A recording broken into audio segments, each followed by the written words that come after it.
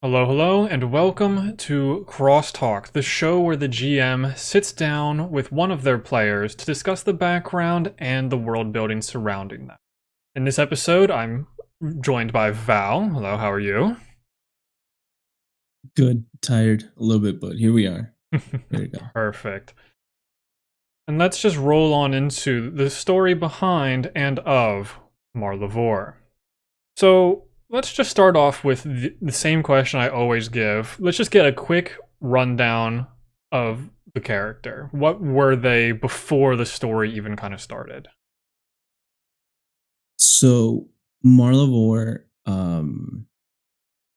it was kind of like hinted at a little bit with the King's Guard as well. That we came from the same orphanage, so obviously, um, Marla'vour grew up in an orphanage.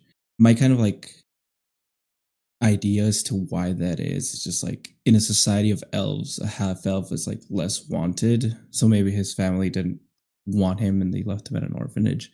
So yeah, grew up in an orphanage for the majority of his life. Until around some age, some dude came asking around, and Anilth. Oh my god, Anilth. I wouldn't know how to pronounce that. He came into the orphanage one day, like looking for little older young men who were able-bodied and able to work. I haven't been raised in the orphanage with Serathane, the elf who was in charge of the orphanage at the time. Very loving, caring, older elf. And seeing her as a mother figure and seeing how like the orphanage was kind of falling apart and kind of like in a bad position, um, Marla'vour was like, "Oh, I need to step up. I need to do something to help." So when he saw this older elf who was very much like came in really flashy with like a bunch of rings and stuff like that, he was like, "Oh, maybe I can do something." So stepped up, talked to Anilth about having a job with him and making sure that the money was going into the orphanage instead of that.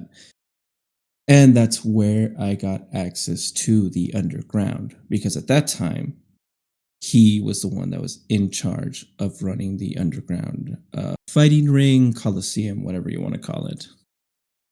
So um, that's kind of where the story kind of really takes off. In the younger years in the orphanage, not a lot happens, but like, you know, Yeah, that's kind of where explain, it really having takes off. explained that you're from an orphanage kind of explains the name, which was a very unique name, and I really enjoyed the name you came up with of Marla'vour. Yeah. Apostrophe, no last name, very elven, but it also tells its own story. What do you have any like background of that name choice? Um, Man, not really. I just know I wanted to be like for that reason, yes, like he has no last name because he was in the orphanage and doesn't actually know his family. And even if he did have a certificate with a last name because he didn't actually have his family, he would have not taken it and he would never use it for anything. Um, and Marla'vour would still, being half elf, he would still have like a elven name of origin. You know what I mean? So that was my like kind of thinking, like it has to sound elven, but like he's not gonna have a last name just because he doesn't have a family. And This I whole mean, he thing was does have a about family, but doesn't care about us. making a name for himself, and it definitely Yeah. showed from the very beginning with the choice of the name and all of that. Let's go into the character creation process.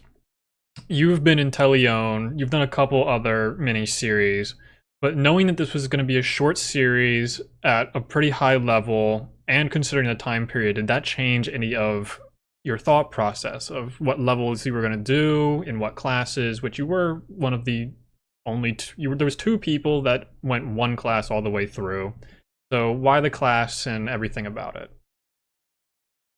Well, so the funny thing is, like, even without knowing what everyone else was gonna do, I still like to be kind of like the fill-in. just because I I don't have as much time playing D&D as everybody else. So I like being able to fill in because I can play like multiple classes that way.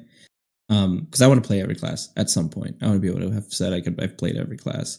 So when it came to like, oh, we don't have really like a tank or a healer, I was like, well, I'll play a paladin, and that's kind of where like the idea came from. I was like, oh, I can play a paladin. I've never played a paladin before, so I guess I'll go with that.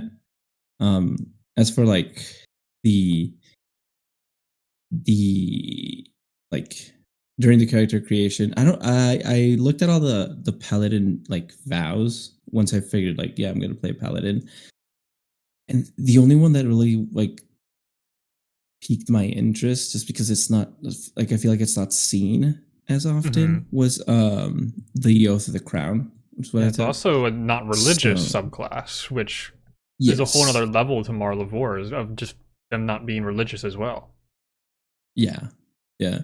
So it was interesting, and like obviously, as you know, when we first started talking about Marl'vour, it was going to be a completely different concept. Mm. You know, he was going to be the King's Guard, opposite of Jackson's character, who was the Queen's Guard. Um, but then like when we were talking about it, and we were like, well, I kind of don't want to do something that someone else is already doing. Like there's nothing wrong with that in a sense. It's like I want, let's try to expand a little bit. Like this is an entire place that we haven't really seen, so let's try to see other areas of it. Let's do something a little more exciting. Um, so like going through the list of places and stuff, I was like, oh, no one's really in the underground. No one's done anything there. So let me take a crack at it. And having already had that idea of wanting to be a paladin, with Oath of the Crown, it kind of just became like the concept of Marla'vour being the king of the underground and having an oath to himself and to his people. And that's where his powers derives from. It's just like because I am me, and because of like all these people follow me and almost worship me as a king in a sense. Like I will do anything for them. So yeah, it just is really interesting. Would you say your power comes from the statue that was made of you? It's okay to say no. Uh, definitely not the statue, but it's close. There could be some power in the statue now that I'm gone, but who knows? Potentially, yeah. Some ghosts Potentially. or ghouls taking it over at some point. Going into like this whole underground arena stuff, you didn't have a family to kind of fall back on for important NPCs, so you created this found family within your employees at the arena. So what was those actual relationships with the main three? Oh yeah. So I would have said who was it? It was talked about the human male was probably what he would consider a brother, like his closest friend, a confidant.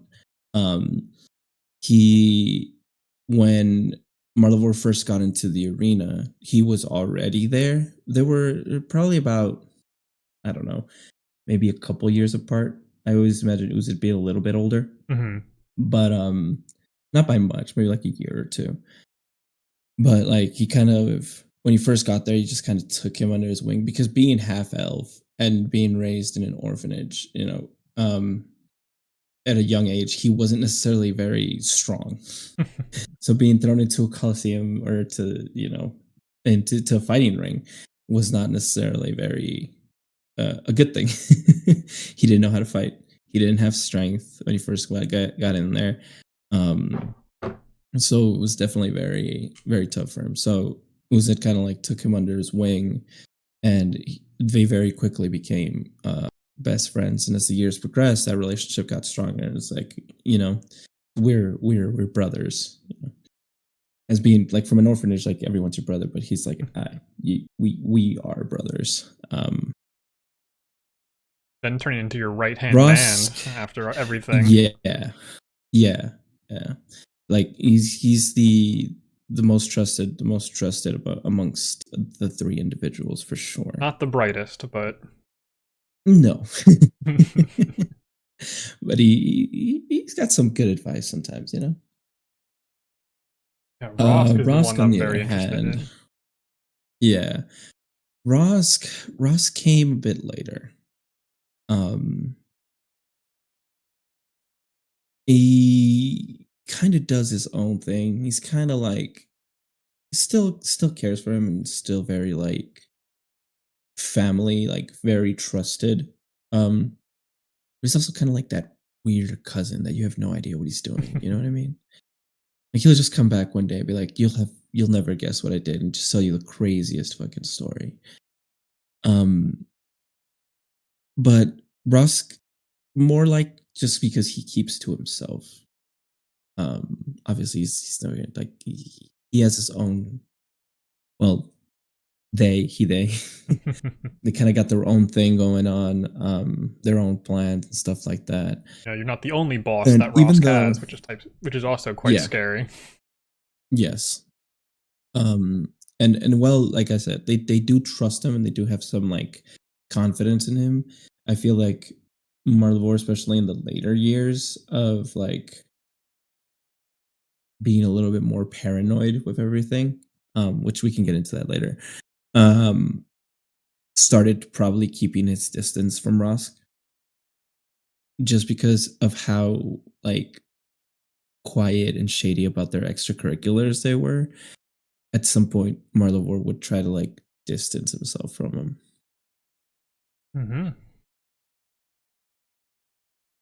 The last one, Renoa. Brenoa. Brenoa is an interesting one in my opinion. I don't know why. Like she's also one of the ones that would come later into his life, and what I imagine it was probably like his first actual like relationship. Um, how it came about, who really knows? I never really thought that much in detail, but once being like out of the orphanage and like you know around like 19, 20 years old when he's starting to buff up, he sees Brenoa, just kind of immediately falls in love with her. Just very beautiful half elf as well. And yeah, you know, like just kind of because of his own personal problems and because like I guess you know coming from an orphanage and not having like not really having a lot of trust and a lot of friends, that kind of like becomes an issue, especially in relationships.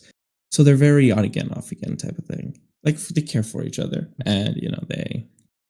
I want to say that Brenoa probably loves him as well, but like he doesn't really know how to be in that sense, especially with his own goals. Of like I want to be someone. I want to make a name for myself. I want to make sure future generations know me. That my um Marl'vour's entire thing was like, I want my legacy to outlive any elf alive that during my time, because elves live for a long time, but legacy lives longer. Absolutely. So, Renoa is also is the only of those three that we never actually met in the main series. Uzed we met at the right. very beginning, Rosk we met during, but Breno was only talked about. So that's also a whole other just like interesting level of background NPCs. Oh yeah, that's true. She never actually showed up. It was just talked about a lot. I don't know why. I just yeah. I don't know why I assumed she had showed up at one point, but that is true actually. Now that I think about it. Yeah, because she Um. was there when you first talked to Uzed in the intro. She made an appearance, at least name-wise, when you talked to Sundril Zafir later on. In the Mhm. end, we talked about her once more when I think we said you guys became a relationship again. Who knows the actual ending to that? Yeah. You do, and we'll talk about it Yeah. later. Getting into the into the main events of the masquerade and everything, did you have any inspiration behind the outfit, the ornate armor and the mask? So, the ornate armor, I didn't necessarily have any inspiration. I just thought about it for a really long time. I was like, what would make sense? So, for me, because he was the underground king, whether that was his official title or a title that was given to him, only in the underground, he still very much carries that title with pride. But also having been in the arena, having actually been a fighter, he still kind of also wears that around. So the armor itself is to like indicate that even though yes, I am royalty in my own regard, I am still very much a fighter. So the armor, obviously, it was ornate to show status, but the armor itself is like to show that he was still knew how to fight. The mask, the mask. I wanted to do something interesting. I didn't necessarily have any inspiration from anywhere, but it's just something that kind of came to me. It's just kind of like the upside down mask. I mean, not the sorry, upside down crown. I was like, he's the king of the underground, so it has to like represent that, of course. And I was like the upside down crown, and it just would kind of melt away downwards into his face, and I was like, that sounds so fucking cool. The way I envisioned it in my head, maybe I didn't give it justice when explaining it in the episode, but the way I envisioned it in my head was so like cool. I kind of like, uh, I don't know. It just came to me. I had no inspiration for it. Yeah, because it definitely gave a very powerful stance on who you were. Coming in Yeah. as one of the taller figures and against all these elves is also very commanding. The only person that was taller than you, I believe, would have been Kordrak, or at least just bigger muscularly in general would have been Kordrak. Mhm. Yeah. Which kind of brings us to the next point of making it to the event. There was a lot of NPCs. You had only really talked to 3 of the 16 to 20 that were there. You had Mhm. talked to Elrondel, a fellow orphanage person, Sundriel Zafir, the Grand Sorcerer, and Mir Devere before they had left the party. Were there any other NPCs that you wish you got to interact with? Oh, I mean,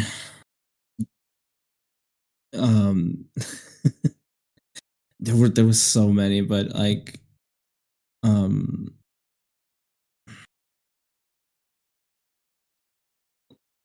like if I could talk to all of them, I would have talked to all of them. Like, don't get me wrong. There was just so many of them, and so much going on. Like, obviously, it was like a pressed for time type of situation. Not just because I didn't want to take up all the time, just like have other people also talk. But it was just like, who is more important at this moment? I don't know. It's just literally, I would have talked to all of them. I mean, like I said, if we're talking specifically Marla'vour, I think he talked to everyone he wanted to talk to at the party for his own future goals, that we kind of discussed at the end of the episode. But aside from that, Honestly, a lot of the PCs were able to fulfill a good amount of the information that Marla'vour was looking for. So you yeah, didn't have to go too far away from the table you were sitting at to get any of the information outside of what you needed from them. yeah, Because Sundriel Zafir would have been the only other one that you had kind of talked to, because you would have needed supplies for your big journey out of the city. exactly. If anything, maybe like Temba, the royal tamer, Mm-hmm. just to see if I could get animals into the ring. Yeah, This would doesn't that look would have been good, an interesting one. He would not have been too Lions. keen on that, because he his work is to make it so wild animals can be tamed and be used as house Hmm. pets. He's an exotic Hmm. trader, not an exotic murderer of animals. Well, he just has to tell me where they are. That's fair. You could go get them yourself, I guess. Exactly. Which we had kind of brushed on this, but the whole point of this event was to network with people you might not have been able to get access to otherwise. You only really did that with the other PCs, but you still did a really good job at networking. Having known your intentions of wanting to go out of the city and find another giant and fight a giant, you did that networking so secretively and effectively, which was the point of the event. So it's a very good job on you. Oh yeah, that was very fun, and I'm so it was just so interesting to also see like the other PCs just like what is he plotting like. 'Cause obviously they weren't around for some of the conversations that were being had, so they obviously wouldn't know it in character. But it's also very fun to like see everyone's reaction of like, what are you doing? What are you plotting? Why are you asking this thing specifically? It was just very fun. Because like obviously as a player you come in like knowing like something's going to pop off at one point, but I try to get into that mindset of the character like I'm going to be the character, act as the character right now because this is my goal and right now I'm working towards my goal. Whatever happens later is going to happen, we'll deal with it, but right now I'm working towards that. Like I want to fight a giant, so I'm going to work my way into that. So gotta talk to the people that I need to figure out where they are, what to do, and how to get there. And yeah, no, it was very fun. As well as having like all this new lore being thrown at me as well is very, very fun. Yeah, like this And was a from my very end. interesting time period, but to kind of finish up that idea of having goals makes your character so much more dimensional. Jenny D just put out a video, I think this week, talking about Yeah. goals. Great video. Go check that out. Love Jenny D. Um, and just this whole setting was so interesting to kind of play in. It's We're 600 years before the current events of Telion, the Tansian family, all of this stuff, in a city that has never been explored.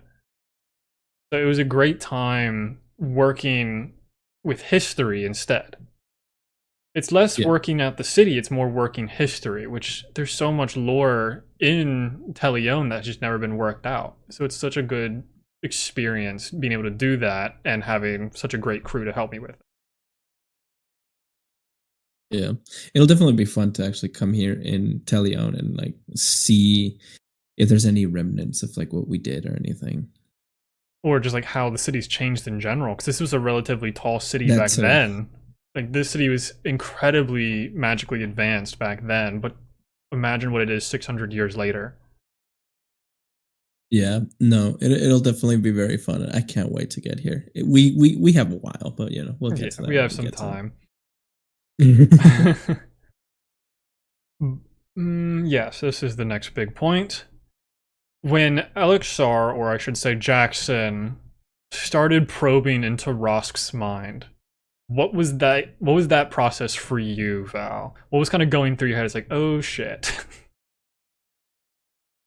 um, and honestly, I didn't know what would have happened. To be honest, like it even took me a while to figure out it was Rosk. Like me myself, I was um uh I was like trying like with everything else. It's like you kind of had to point it out. And I was like, oh, right, okay, now I get it. Now I get what's going on. Um, but like in character, I didn't know he would be there. And even part of me out of character didn't actually know he was going to be there. Correct. All you knew is So that they it had a was very mission. interesting. Yeah. So it was very kind of interesting. When Jackson started like probing into their mind, it was like, what are you going to find? Like, 'cause even I don't know what's going on there.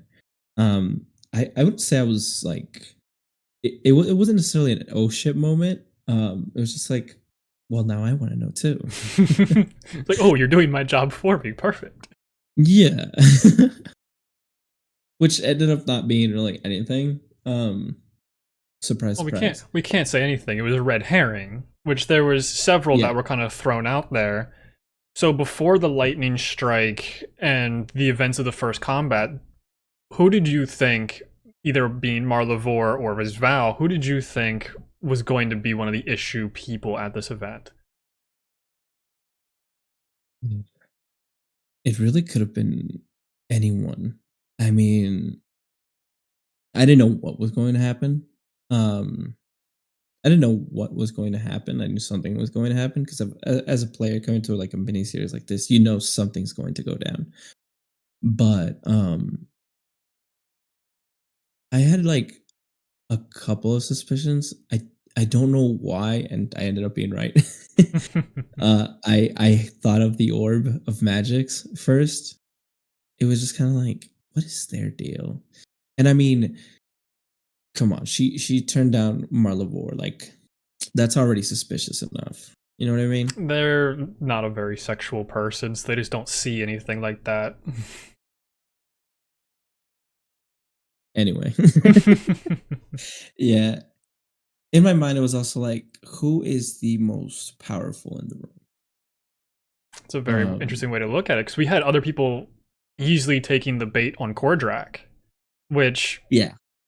he's an older man. He's no real threat when it comes down to it. So it's so interesting that Yeah. people kept latching on to Kordrak, who was maybe level 9. No, I feel like to me it's always in that aspect, which is why if I ever play like a Battle Master fighter, I'm going to be very, very annoying. Because like it's like, who is the strongest in the room? Um and obviously being the orb of magics, carrying an orb filled with magic 24/7, I was like, yeah, she kind of fits the bill. Um Obviously, like, just because they're the most powerful in the room doesn't mean that they're gonna do something evil. It just happened to happen this one time around. But I'm always drawn into that aspect. Like, who in this room seems to be the most powerful? Who's gonna be the biggest problem if it were to come down to it? Which is also interesting, That's just kind because of like, like in this room we have a king who's a super powerful practitioner of magics. We have someone who can mhm, control all of magic. There was an archfey. There's someone who creates magic items. Like, there was so many people of power in this room that it's just such a yeah, threat no matter where you look. yeah.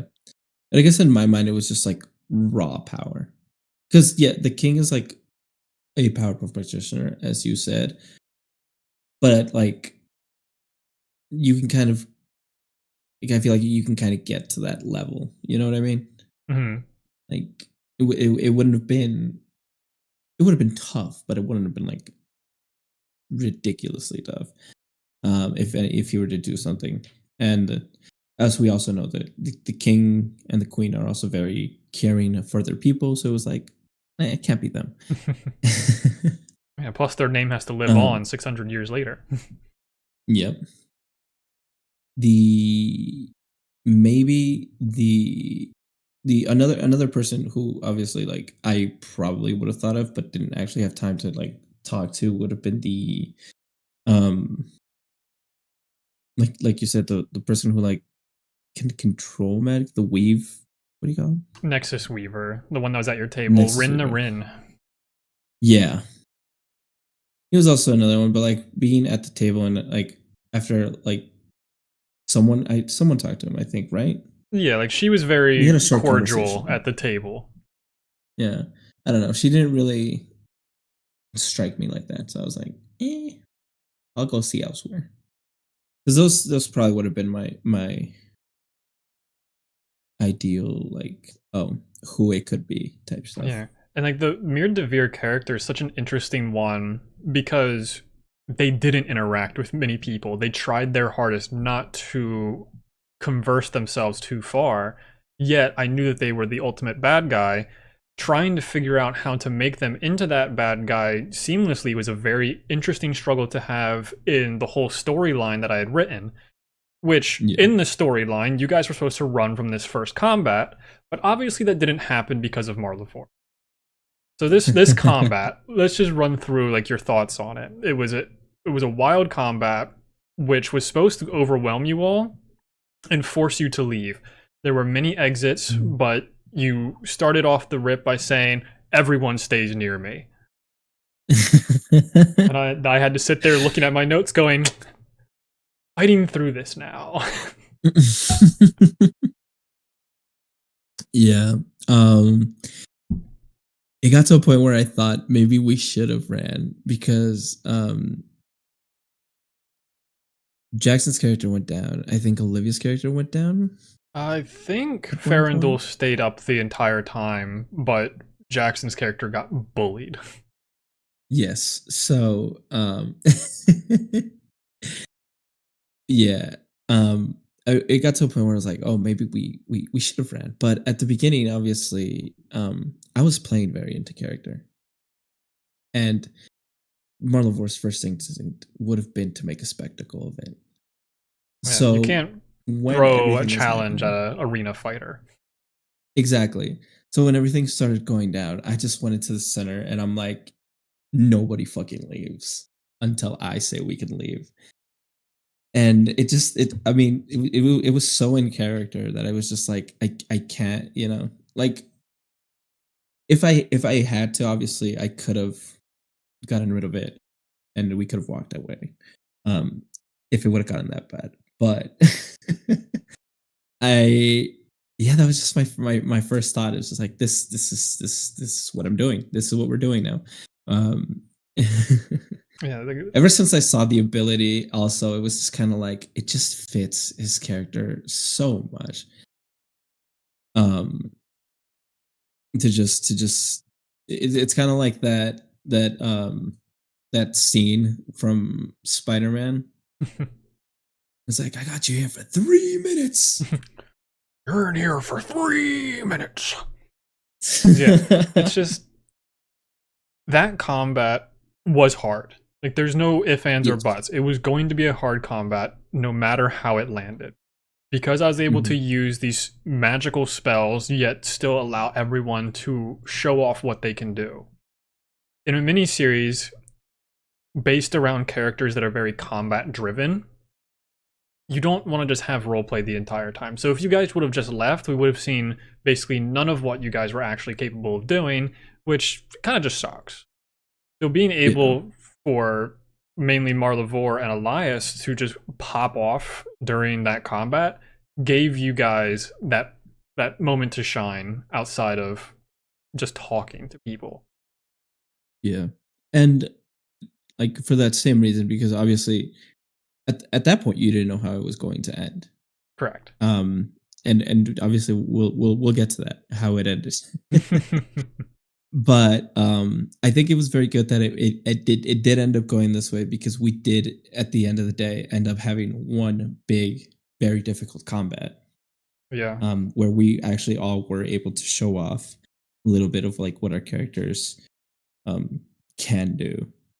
Yeah. And yeah, I mean, paladins aren't just tanks and hard hitters. Like obviously they are also like role play. Yeah, But they're also like the worst class ever. It's crazy. Um, I'm so tired of paladins in my games. But this combat also had this element of not everyone in this room are combatants. We had tailors, we had people that were in charge of money that aren't necessarily combatant figures. So there's also that element of getting them out and getting them safe, Mhm. which at no point in my thought process did I go, oh, Sundriel as a fear will save everyone. You know, that super evil guy, he's just going to save everyone. I'm like, why did he do this? But it made sense at the moment and kind of showed off how dangerous he really can be. Oh yeah, for sure. In my head, it kind of made sense. It's just like if these people die, I lose my job. Mm-hmm. It was just more of him looking out for himself, kind of a thing. In my head, Absolutely. at least that's how I saw it at the time. And yeah, I mean, obviously, we didn't know what he was capable of. It just kind of like he seemed very fey in nature, and we did end up finding out. Yes, he is from the Feywild. Well, that's not true. He went to the Feywild, became Archfey, and then came back because he is originally Yeah, from yeah, yeah. Teleon. But it's also fun because canonically, I've said this: when he took them there, they were kind of stuck there for a little while, but he was able to manipulate time and manipulate how they remembered stuff. So none of them Mhm. remember going to the Feywild because at that time in Teleon, it was very taboo to be bringing people to and from if you had Yeah. access. Yep. So who really knows what he did to them there? He kept them safe, probably made a few bad deals, Yep, and for became even sure. stronger, even though he lost his tongue. Yep. Somehow. But, but yeah, it was very interesting. And that was another reason why in character I did the whole like area around me of like you can't get away. It was like if I keep these many in an area around me, then the people can get away. Marla'vour, man of the people, or something like that. After the combat, we took a short rest, and fingers started to get pointed towards Marla'vour. You tend to make these characters that get them pointed at by the other players. So, Mhm. how did you feel with people saying that you were a part of the reason that the castle got attacked, and just your idea of verbal PvP in general? For me, it's very fun. And we've kind of discussed this a little bit before, but for me, I enjoy it because I have very tough skin, so it doesn't really get to me. Like I also know that like I can differentiate that fact that it's in character, so they're mad at my character and not at me. Um, so it's like it's very fun to me to be like, ah, yes, you think I'm doing something, but in reality, I'm not doing shit. Like we are I'm just just as wasting lost as you time. are. Yeah, which I really was at the time. I'm just like I don't know what's going on, and obviously, like I told them everything that I knew from my like aspect. Well, not everything, right? Because us, the underground king, you have to keep some secrets to yourself. But like I try to explain as much as I could, like just to let it to like kind of ease that tension a little bit. Um, which is what I try to do because I like still try to keep some stuff hidden that maybe might or might not come out later, but like just give enough of like, okay, let's ease the tension so we can get back onto the main topic. Um, and it was really interesting when Jackson's character tried to read into my mind and just was completely unable to, because I feel like that in itself just made me look more guilty. It was just so impressive how you accidentally made a perfect counter to the detective character, because that was kind of your mindset Yeah, is I don't want yeah. people to figure me out, and then Jackson makes a character like I'm gonna figure everyone out. So it was this Yeah, beautiful dichotomy of you guys butting heads without having any real aggression towards each other. yeah, no, it's very fun, and like I said, to me, it's always very interesting. Like I don't make these characters for that purpose. I don't make shady characters just because I want to be pointed at, or I want to be looked at, or I want people to like get mad at me. It just happens to be that way sometimes. Like I didn't even think that was gonna happen in this scenario. Mhm. It just so happened because Ross happened to be at the party at the same time, and um, Jackson's character was able to figure out that there was some weird connection there. Um, but aside from that, I actually didn't think that was going to happen, but it was very, very interesting, and I very, very much enjoy it. I like to cause chaos. It's Yeah. very fun. Going back to Rosk a little bit before the combat, when Elixir was looking into Rosk's mind, they had said something about the Moonlight Dance. Do you have any theories around what that could maybe mean? Because that's the first time it's ever been talked about in all of Teleon. I just want to hear what potential theory crafting you may have there. Honestly, I genuinely have no idea.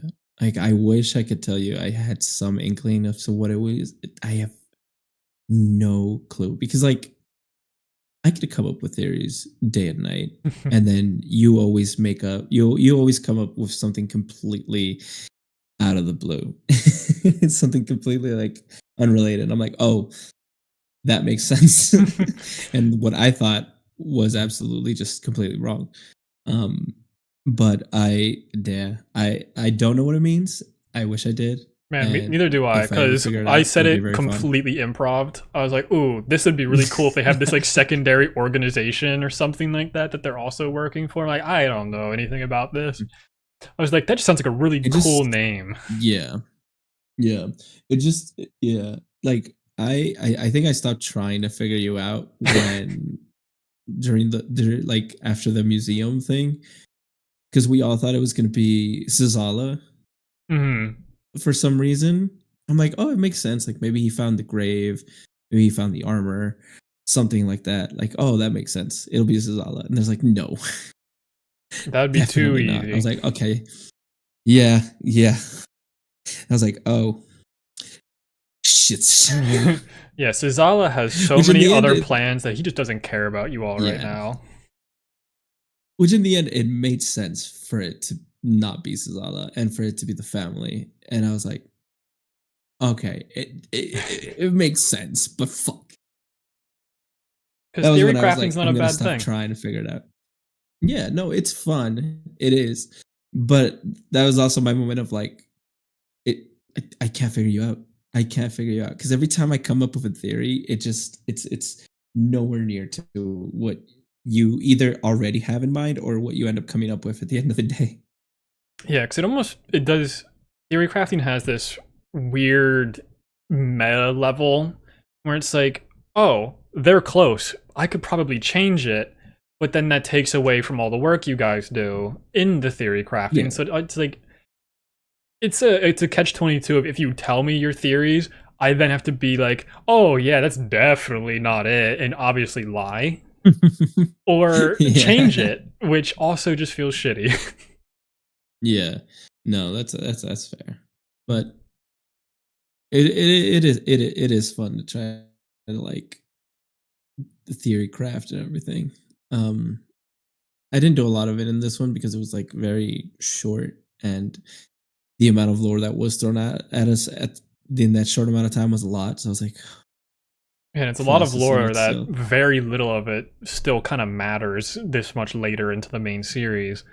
So Yeah. it's throwaway lore of a city that is very important in the world. Yeah. Going into the lore, you all immediately left after taking a short rest to head towards the fractured district. If there's magical spells flying around, it has to be coming from the epicenter of the city. That was a pretty easy given knowing the lore of the city. Going right Mhm. into the Hall of Purging and trying to find any information on Mir Devere. Not a lot could have been done outside of the grim psychometry. Marla'vour did find a book containing Mir Devere's writings of what they had taken in. But Mhm. even then, this enemy didn't have substance at the time, yet the stakes were so high. Like, how did it feel to have to figure out who the bad guy was towards the end of the series? Like, not just knowing that it was Mir Devere, but why it was Mir Devere.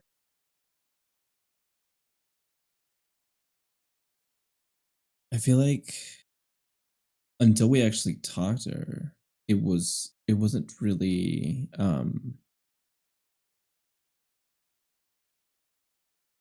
a given, like in character and out of character. I was still very much confused as to the reasoning because I asked them during combat like several times, like what is the purpose of this? What is your goal? Why do you want to do this? It just seemed like in my head and in Marlavour's head, it just seemed like out of character. It was just like it came out of nowhere. So what is the reasoning for all of this? Like even after looking through all her stuff, I was like, I can't find a reason why they would do this. Um, and obviously after she explained it, I was just like taking in all this magic and stuff. It's just kind of like a little too much. I was like, okay, I can understand the reasoning why, but like, is this how you want to do this? Like, this is what we're doing. Um, and I'm kind of glad like we were able to like actually have the conversation to figure out why that was happening, like why she was doing that, because it just seemed so like kind of out of nowhere. Like it just seemed like there was no, but like um again, maybe because like it was such a short time span that we didn't get to actually explore or get to actually know her in that sense that like it felt that way. But yeah, yeah. My favorite part about Mayor DeVere and their entire story is yes, there's a bad guys can be bad guys just to be bad guys. Mir Hmm. DeVere is probably the most tragic type of bad guy you can have. They have been bottled up, isolated, and sad for most of their existence. And you Yeah, can only deal with that for so long before eventually exploding. Like it's a very sad outcome for a sad figure. yeah. And I mean, wish we could have helped out You were more than we 200 did, years too late. The but issue. yeah, yeah. But it was yeah. Once we got into like the entire reasoning, it just seemed very like damn. Like I understand. Yeah, like it's not even the same as per se the Joker from Batman, Hmm. because they they didn't intend for the city to get destroyed the way it did. Hmm. It was they were too close to the fracture and things became errant. Yeah. So it was circumstance mixed with anger. Just the whole character story that was unfolded through grim psychometry, through history checks, through everything, is they were just so stubborn, and that just became their downfall. But it's still a beautiful storyline in of themselves to see what they came from, how they changed to what their ending finally was. Which, Mhm. let's talk about the ending. Did you expect as many of you to survive as you did? Like that final combat could have been so much more devastating. No. In the first two turns, I think I went down to half health. Which for a paladin is not great, especially in just two turns, especially when you're only fighting. Like, if it would have been like a horde of people, like in the first combat, that's to be expected. And even in the first combat, I didn't even take that much damage Hmm. until the end of it. Like at the end of the first combat, I was like at 30 out of 100 and something. Um, but by the second round of that second combat, I was already at half health. I was like, this is not looking good. Especially after being blocked out from magic in the first turn. And then the second turn I couldn't do radiant damage. So I was like, I'm not doing anything in this fight. Um, yeah, I was not expecting that many of us to survive as we did. It could have very easily been a TPK if Jackson's character went out the way he did. But all of us being in the room with them, uh, it could have easily like, that could have easily been an ending as well. But I was very surprised that that many of us made it out alive. Like, yeah, Yeah, it was especially very interesting. seeing how much damage that their output was. Instead of Yeah. trying to out damage them, they only had 180 hit points, I believe. So they Hmm. weren't super beefy in their own right. But going for the narrative ending instead of going into phase two, continuing just an all-out brawl that it would have Hmm. turned into, it was such a beautiful moment to watch the evil, misunderstood character break and Hmm. have that vulnerability and just great use of spells and everything throughout the combat. Like Jackson pulled off the Hail Mary and it ended up working. To having Yeah. three of you with Lady Yorva getting away and going into the epilogue. One player Yeah. down, one character down. Jackson's still alive. Um, one character down, going into this epilogue and having to deal with the ramifications of the intensity that you all had just gone through, knowing, Mhm. especially for Marla'vour, that you weren't going to live much longer. Yeah. Yeah. It was very interesting, and I mean, Jackson has this way of just absolutely breaking DMs Yes, he does. with the stuff that he just kind of comes up with spells and everything, like, and it's always very interesting, like, and obviously this is a compliment to him. It's just it's always very interesting to see the stuff that he does with like magic and stuff. I wasn't expecting calm emotions to work, to be honest. Yeah, It me really was neither. a Hail Mary. It really was like a Hail Mary. 'Cause he was like, if this works, I just kind of like want to talk to them, like see what's going on. And for me, and it's something like I try and think about and would like to be more like, but I when I'm in that setting of like, oh, combat has started, there is no other way but to end to like fight it out. Um for Jackson, it's like, what else can I do? Is there something else I can do? Is it, and it's always very interesting to like see that difference in players. Yeah, Because there's like yeah, yeah, because for there's a lot of damn it. players. Oh my god. I was gonna say there's a lot of players like me who were like, oh, combat started. We're going to fight it out until either of us, like one Yeah, of there's us, one goes way out down. of combat. Hmm. And then there's players like Jackson who are like, let me find a second route, you know, Yeah, let me because find Jackson something has else. all these other TTRPG styles in his brain.